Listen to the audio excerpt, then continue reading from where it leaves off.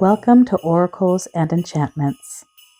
I'm glad I have you here to share a wonderful journey of interdimensional oracle cats that have playfully pounced on you today. Yes, this one brings so much tenderness, you might need to grab a box of tissues before I even begin. If you are new to these interdimensional cats, then I'm here to explain that there is another version of yourself, not so far away on another version of Earth, and over there, you are a cat. So let's learn what yours came to share with you today. This one is exceptionally sweet. This is the sort of cat that comes to those whose life has been rough for a very long time. It is said that Sigyn, the wife of Loki, who held his tears while he suffered and labored under a mortal wound, could no longer stand for long-suffering good people in the world. So she sat in the company of the other goddess Freya's magical cats, that pulled her chariots across the sky, and sat with one of them and asked if they had any truly exceptional kittens that would be able to bring so much comfort and just enough laughter into the households that could lift humans from their deepest sorrows.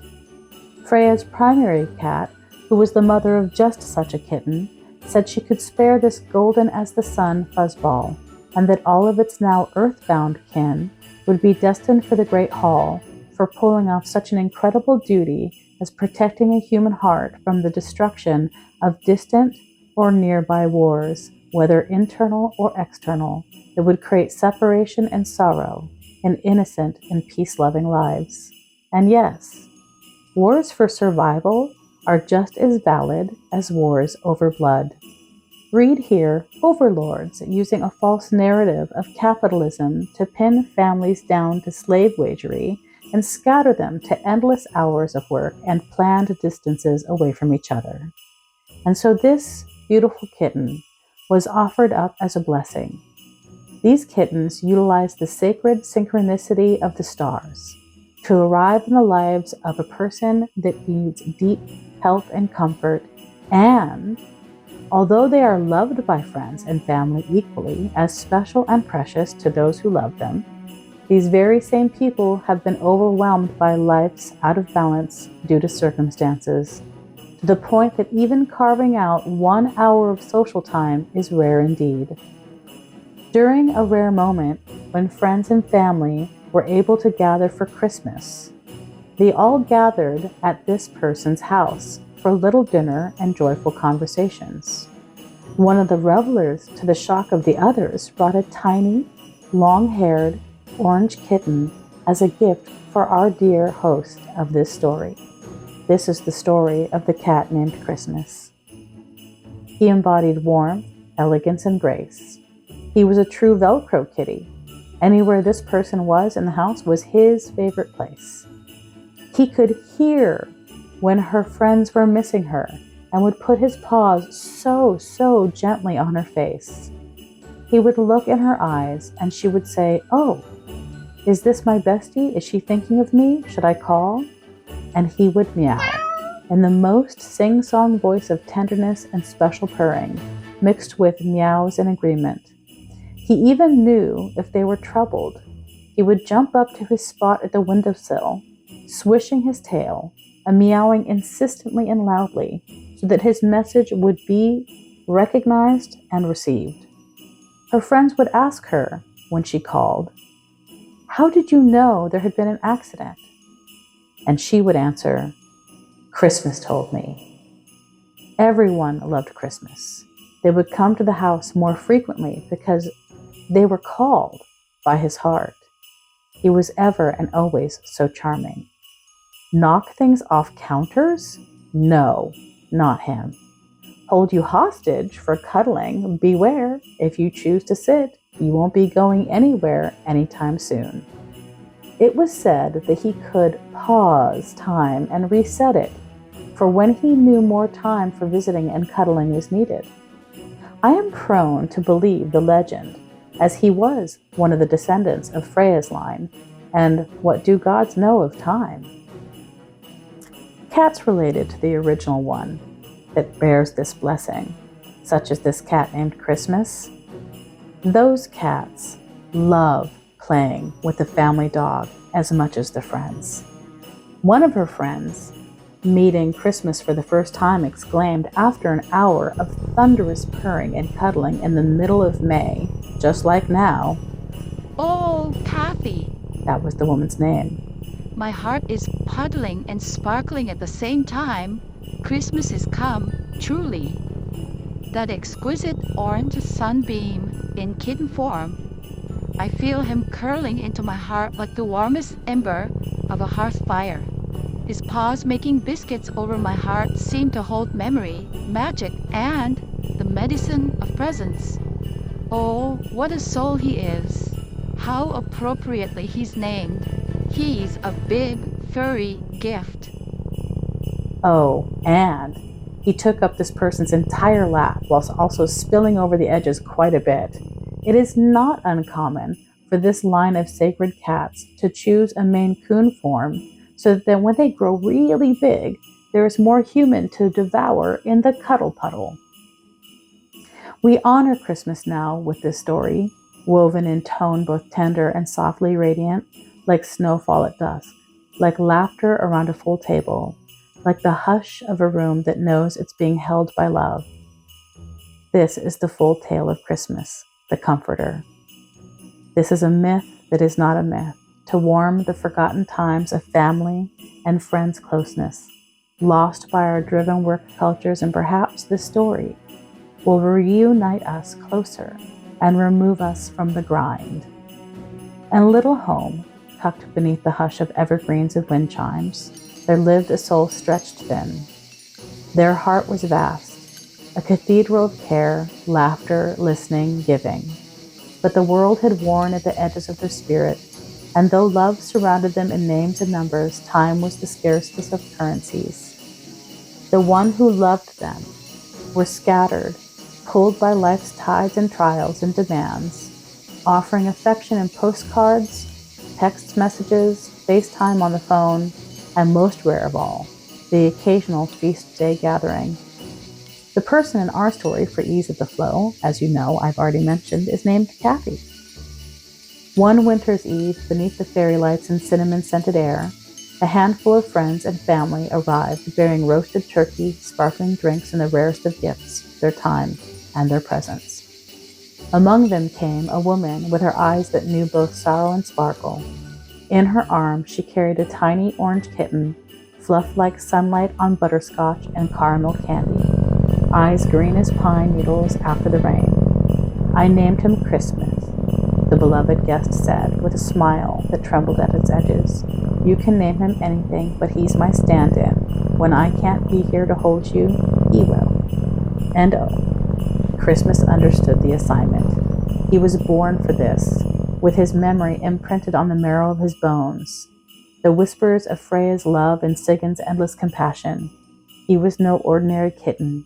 He had been sent by his sacred family, the Sigyn's Council of Comfort Cats, chosen from a litter born beneath a full autumn moon, ironically in a pumpkin patch due to the fact that all the kittens were of the orange variety and finding their forever homes, like him, on Christmas and New Year's.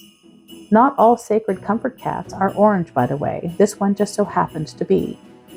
Each of these pumpkin patch kittens were kissed by the stars and given a mission. And this is the story of Christmas, who probably has a sister out there named Pumpkin Spice. Christmas was clear. He would be the embodiment of nearness and the mender of time rifts that part the hardest working of people. Wherever Kathy was, there he'd be, sprawled across her lap, draped on her shoulders, curled like a comma at the curve of her sleeping form, sometimes on her face, or frequently sleeping in her hair scattered across her pillow at night. He spent so much time like window dressing on her form that she would laughingly say that she was sure his legs were made of jello for all of the rides he experienced rather than walks around the house.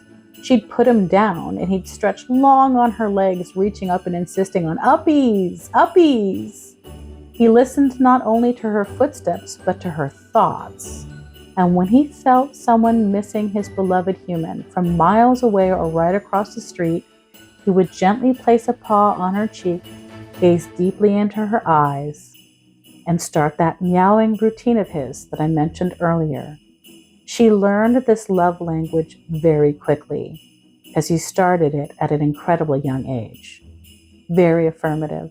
That was their way, Christmas told me. Visitors came more often after that, not because their schedules got lighter, but because Christmas called them and found ways to still time for them to come. They would wake with dreams of green eyes and soft paws, or feel a sudden urge to bring over super pie, which would synchronistically dovetail into a boss suddenly giving them an extra day off, or an obligation that had worn heavy suddenly being lifted. A little bit of Christmas magic? Yes, I am winking at you right now. You just can't see it. Also, children adored him. Elders blessed him. Even the family dog, a big, fluffy Samoyed named Bruno, considered Christmas his best friend. They'd curl up together like yin and yang, orange fur entwined with pure white snowdrift of a pup, breathing in harmony. Christmas never scratched the furniture, never batted glass to the floor, never sulked. But beware, sit down and you belonged to him. A lap, after all, was sacred territory. It was how he worked his magic. He lived to be an ancient 24-year-old Grandpa Kitty. Each of those years he stretched to the very limit with his attention, where stitched with memory and miracle, he created the time. A little benefit of being one of Freya's line. And when he finally slipped beyond the veil one snowy night, the house was full, not with guests, but with sacred presents. Candles were lit moments after his peaceful passing, and everyone who knew him was invited to the planned memorial in his honor. And don't you know it? They all came. Friends and family gathered to his memorial, telling stories of how he'd healed broken pieces of them and brought them closer to Kathy's love and household. They regaled the stories of him and Kathy with laughter and tears, echoing so far into the ethers that day they even reached Freya and Sigurd's ears. These good people had all been blessed because of him. And ever after, when any one of them missed each other too much, they'd look to the window where they'd swear they saw an orange shimmer or light or felt green eyes watching, and they'd know. Call Kathy now. Call each other now. They're thinking of you. We're missing each other, Christmas told me. So this is your soul reflection kitty. And what does that mean to you? Well, your oracle, very clear as day. Create or find the time to draw your loved ones near. It is time for a reunion event, a family reunion, the friends you did band camp with, the people you lost touch with that meant the most to you. They have been stolen by circumstances, and you all need each other now. Create a page to meet on and make a concrete plan together. You will need to see it as something that is replicable. Ideally, a once quarterly gathering of food and stories would be fantastic if possible. Maybe even make each event themed. I once had a party where I invited everyone I knew that was close and also casual. And it was a come as you were party. Who did they think they were in a past life? It was a blast, and one of the biggest parties I'd ever held. I had the most fun, and so many stories were told. Each person got to stand up and explain their costume. We had musketeers, poets, priests, artists in almost every era from medieval times to the 40s. It's time to get involved and restitch the broken threads. Also, you are a piece of Christmas. Maybe you were born on Christmas and you always want to bring goodwill and gather people together. If not, you are the person that gathers people, and you will need to remember that. People like you are the glue that heals this world. Thank you for being a warm Christmas miracle to those you love, and know that when your day also comes, there will not be a dry eye in the room. Until then, know there are entire tribes of cats being placed on this earth that hold your magic and bring people together just as you should. Don't forget, you have been given the gift, and somewhat a burden, of knowing in your bones when someone close to you needs you. Never ignore that. Always reach out. It is important, and literally part of your actual legacy. Thanks to you, and thanks to people like you, the world is a better place. And know that me and my spirit guides can feel you out here. We have set this kitty on the prowl this week, and this kitty has been sweet indeed. Hopefully their whiskered message will bring something precious to you. Next time, we will go on a new adventure with another one of the interdimensional cats. So perhaps you want to stay tuned in, like, comment, or subscribe, because even if one of these cats doesn't represent who you were, maybe the story will touch you in some way that you feel restores your day. And if so, I've done my job.